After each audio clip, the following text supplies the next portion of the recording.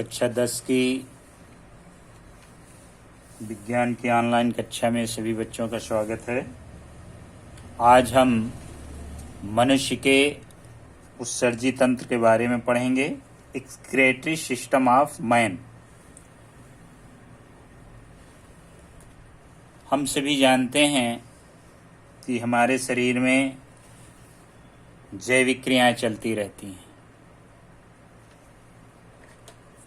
जैविक क्रियाएं उपचय और अपचय अर्थात उपापचय की क्रियाएं चलती रहती हैं और उसके फलस्वरूप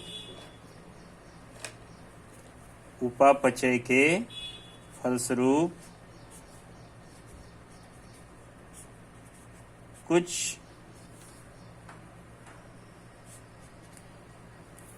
नाइट्रोजनी पदार्थ बन जाते हैं। नाइट्रोजनी वर्ज्य पदार्थ, नाइट्रोजनी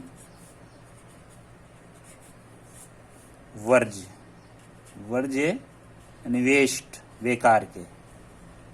ये जो वर्ज्य पदार्थ होते हैं ये शरीर के लिए हानिकारक होते हैं। ऐसे पदार्थों को कहते हैं उत्सर्जी पदार्थ। उत्सर्जी पदार्थ अगर ये शरीर में रुकेंगे तो ये हानि पहुंचाएंगे, इसलिए इनका शरीर से बाहर निकलना बहुत जरूरी है। तो इनके बाहर निकलने की क्रिया को, शरीर से बाहर निकलने की क्रिया को, शरीर से बाहर जब निकलते हैं, शरीर से बाहर निकलने की जो क्रिया होती है उसको कहते हैं उत्सर्जन।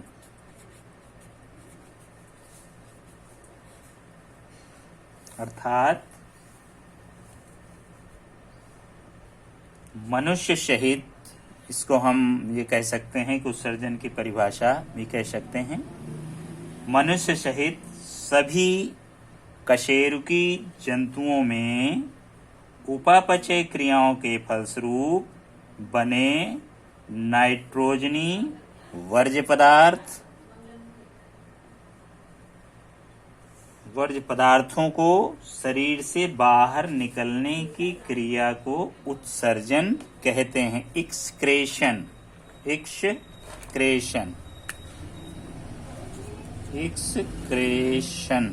कहते हैं। अब नाइट्रोजनी वर्ज्य पदार्थ क्या है? ये उत्सर्जी पदार्थ अमोनिया, अमीनो अम्ल,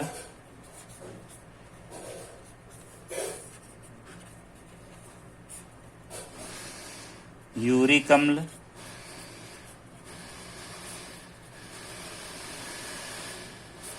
और यूरिया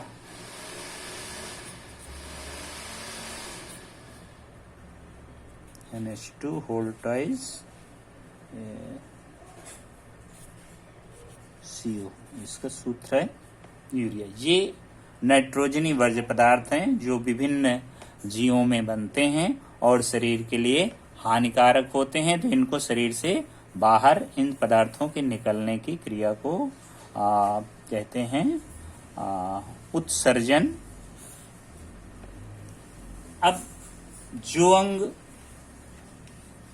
उत्सर्जन की क्रिया में सहायता करते हैं उन्हें कहते हैं उत्सर्जी अंग। उत्सर्जी अंग। अब उत्सर्जी अंग क्या है? उत्सर्जी अंग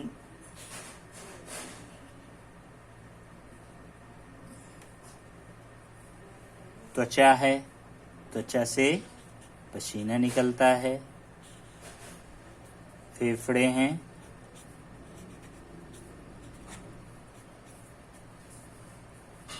यकृत है, यकृत और वृक्क यानी गुर्दा भी कहते हैं।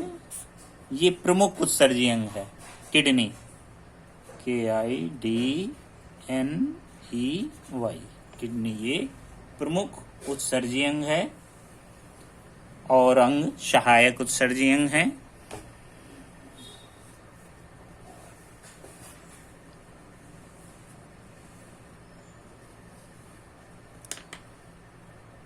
उत्सर्जी पदार्थों के आधार पर उत्सर्जन 4 प्रकार का होता है। जैसे अगर अमोनिया शरीर से उत्सर्जित होती है, अमोनिया अगर निकलती है तो उसको कहते हैं अमोनोटेलिक। अमोनोटेलिक अमोनोटेलिक उत्सर्जन, अमोनिया निकलती है, अमोनोटेलिक उत्सर्जन। इस प्रकार का उत्सर्जन जलीय जंतु होते हैं उनमें होता है, जैसे अमीबा है, अमीबा,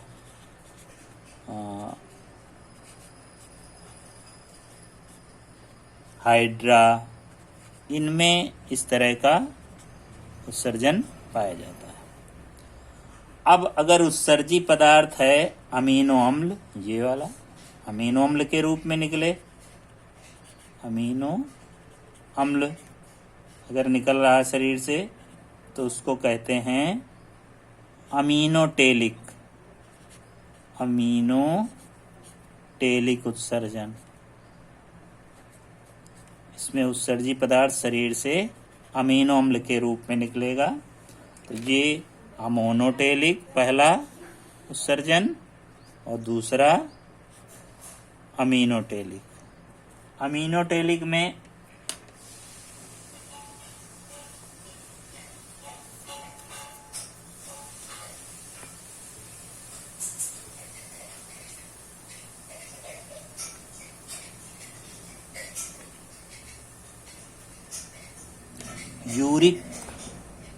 यूरिक अम्ल अगर निकले शरीर से बाहर तब उसका नाम होगा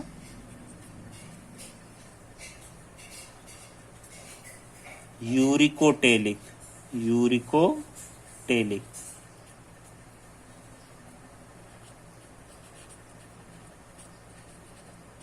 ये तीसरे प्रकार का उत्सर्जन है। इसमें यूरिक अम्ल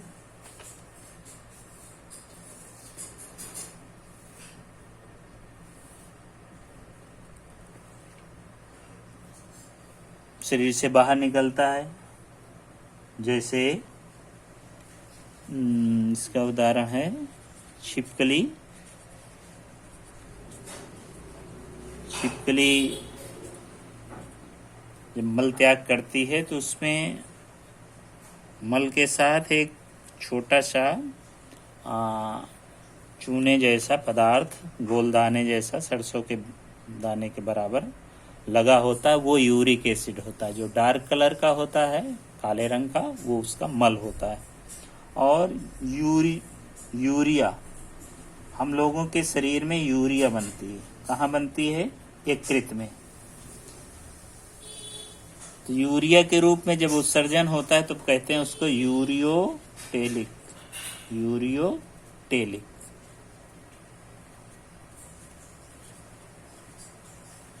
इसका उदाहरण है मानो।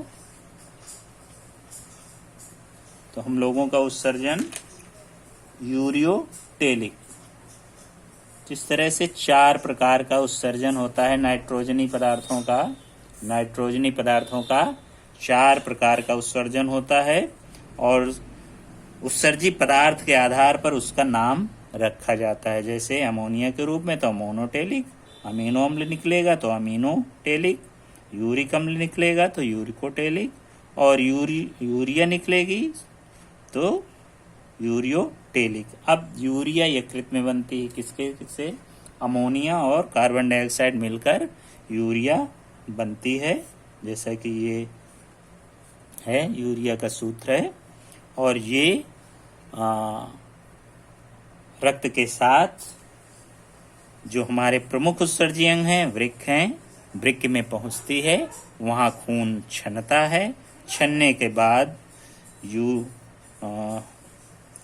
मूत्र का निर्माण हो जाता है। यूरिया छन कर बाहर हो जाती है, वो मूत्राशय में चली जाती है और समय समय पर शरीर से बाहर होती रहती है। तो